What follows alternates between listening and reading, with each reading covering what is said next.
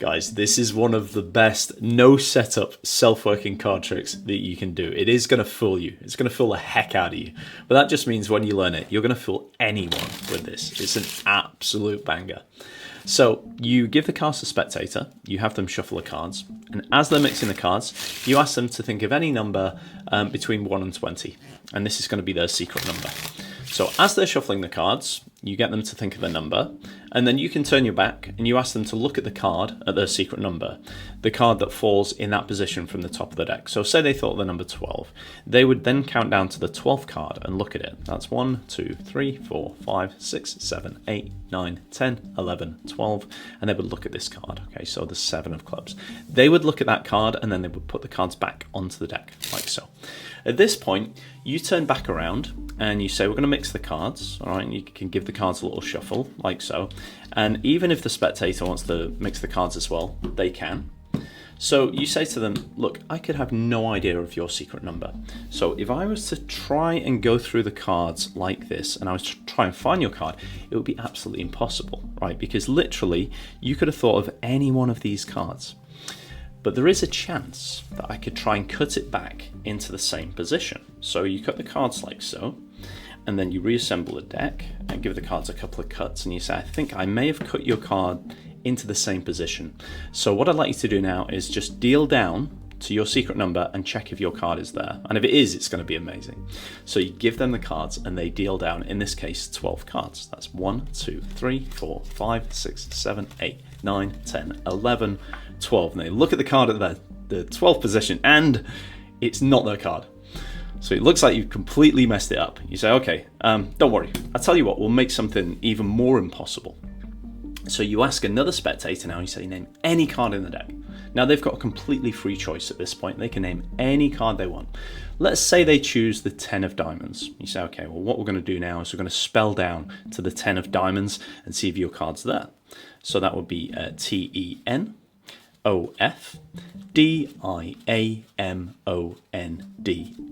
Completely freely selected card. You have a look at the card that lands on the letter S, and it is not their card. So this looks like it's going horribly wrong. And you say, but wait, this is the most impressive part now. Remember, you could have given me any card in the deck, but we're now going to take these cards and eliminate them one at a time. Now this is called a magic shuffle. The reason why it's called a magic shuffle, well, I'll show you in a second, but we'll eliminate the cards one at a time. So if we eliminate the cards and go through the cards like this, stripping out every other card until we're left with just one card only. You could have thought of any card, any number, but check this out. This card will always be the selected card. The 7 of clubs. This is an absolute mind-blowing trick. I myself have no idea how it works, but I will teach you how to do it. It works every single time, and you're going to love this one. Let's get into it. Guys, as always, if you like the video, hit the like button. Don't forget to subscribe if you haven't already, because you're missing tricks like this. If you're not, we do this every single week. And if you really love the video, then hit the hype button, and that will boost it to millions of people. It's the easy and free way that you can help me grow the channel. So this is an absolutely insane trick by Marty Kane. It's called Marty's Miracle. This fooled the heck out of me. I've added some shuffles and cuts to this to make it even more deceptive, and I guarantee it's going to fool anyone, literally anyone that you show this to. So you're going to start off with a borrowed shuffle deck.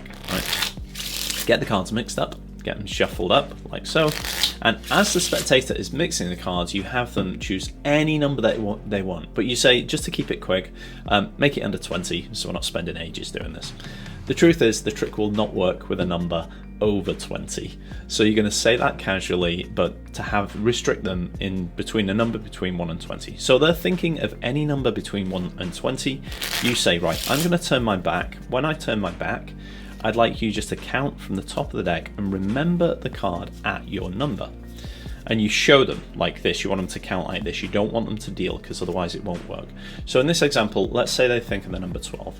So they would go through, you've got your back turned, 1, 2, 3, 4, 5, 6, 7, 8, 9, 10, 11, 12, right? And they would look at that card. So in this case, the 2 of diamonds. So that is their selection. You ask them to put these cards back on top of the deck, and you turn around. So now we're going to add some layers of deception to this by using a keycard principle that will allow us to shuffle the cards. Alright guys, so when you get the cards back, what you're going to do is you're going to just tap them on the table, like so, to square them up, right? But that's rubbish. You're tapping them on the table because when I do the little tap like this, what I'm actually doing is I'm looking at the bottom card of the deck, which in this case is the Ace of Spades. So you remember the bottom card of the deck. So all you need to do is that. It's just a little tap, and that's long enough. You can then remember the bottom card of the deck. So in my case, that's the Ace of Spades. That's now going to be my key card. So we're going to apparently mix the cards here, and we're going to give the cards a Chollier shuffle. If you don't know this shuffle, it's awesome. Looks amazing, looks really casual. I'm going to teach you it. So guys, this is the reason why we chose a key card, because we can basically do a shuffle and then completely undo it straight away, and it looks like we've mixed the cards. So cards in your left hand, you're going to push a group of cards into your right hand, then you're going to push cards from the bottom of this deck to the top of this, like so. Then from the top of this to the bottom of this packet, like that. Bottom of this to the top. Top of this to the bottom. And you're just going to keep doing that. Now, believe it or not, this doesn't actually mix the cards. It's the equivalent of giving the cards a single cut. So it's actually the equivalent of doing that. Now, you can also give the cards to the spectator and ask them to give the cards as many single cuts as they want. And this is not going to disturb the order of the cards. Because what we're going to do now is we're going to pick up the deck and we're going to undo all of that by just cutting the deck at our key card. So we're going to pick up the cards like so, and I say now, your card could be anywhere, right? It'd be impossible to find it, and all I'm doing is I'm looking, so the cards would be this way. I'm looking for my key card, which was in my case, it was the Ace of Spades. So I'm going to look through for my Ace of Spades, which I've clearly gone past. I'm going to look for my Ace of Spades there. When I get to my Ace of Spades, I'm going to cut it so that it's on the left-hand packet. And all I'm going to do is cut the cards at that point. Now, the cards are going to be towards myself at this point.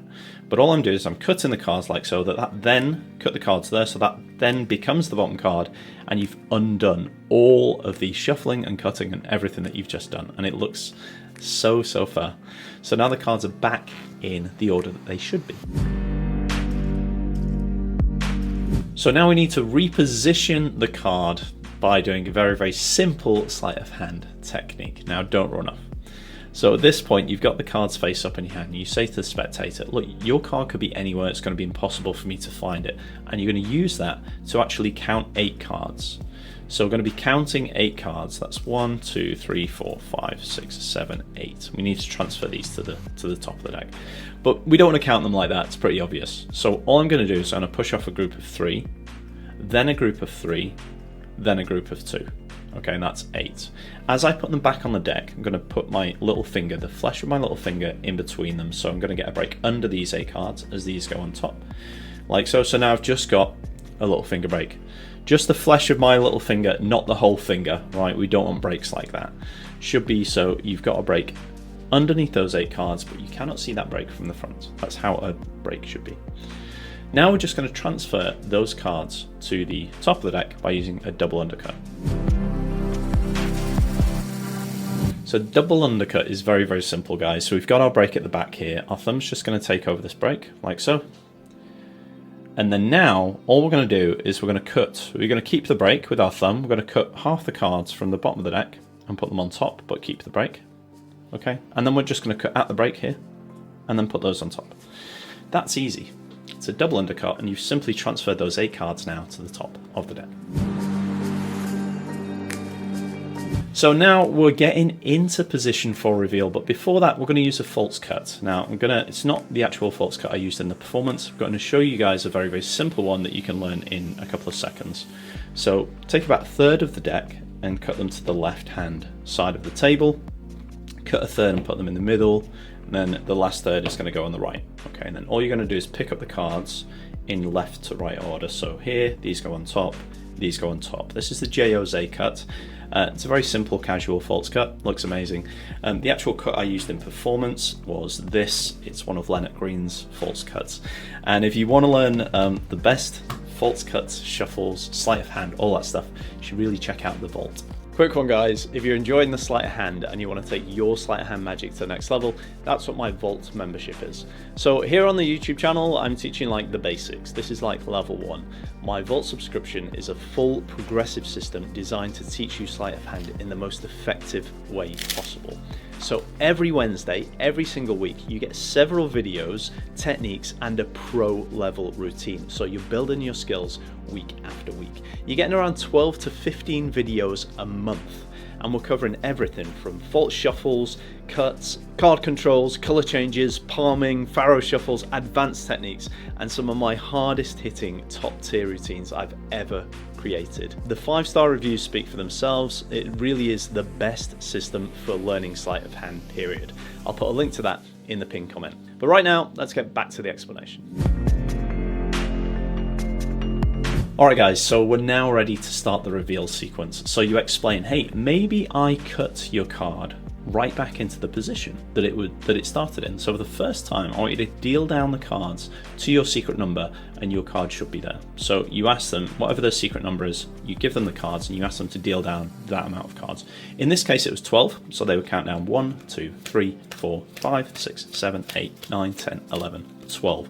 You ask them to turn over the top card. Guess what? It's not their card. That's fine. It's not supposed to be. You have them put this card back on top and you put the rest of the deck on top of everything. So here's, again, where it seems impossible. You have anyone else name any card in the deck. So they can name whatever card. Whatever card they name, you now count the cards. So don't deal them. Okay, count them. Whatever card they name, say 10 of spades, you would count them. T-E-N-O-F-S-P-A-D-E-S. Right, S. Turn the card over, and it's not the card. Guess what? It's not supposed to be. That's fine. This works with any card, by the way. So now you've got exactly the right number of cards. This goes on the bottom where it should be. And now we're just going to start our out jog sequence. So this is how we're going to reveal the card. All we're going to do is we're going to out jog every second card from the deck. We're going to start with the top card, and then every other card we're going to out jog like this. Okay, we're just going to go through the cards and out jog them like this. Then all of the out jog cards we're going to strip out and get rid of. All right, we're going to do that again. So again, we're going to start with the top card, out jog, and we're going to out jog every second card like this. Okay, strip them out, put them to the side, and then whatever you've got left, you out jog the first one. You may have more than 2 here, you might have the third one, but any that are out jogged, you're going to strip off, put to the side. You're left with 1 card, and that will always be the selected card. You've probably just filled yourself. If you had, let me know in the comments down below. Guys, don't forget, if you love amazing tricks like this, don't forget to subscribe. I do new tricks like this every single week. And if you want to go beyond the self-working stuff and start hitting the sleight of hand, what I teach here on this channel is like level 1. My Vault membership is every level above that to like level 100, all my hardest hitting stuff. You can check that out. That's in the pinned comment down below. Thanks a lot, guys. I will see you soon in the next video.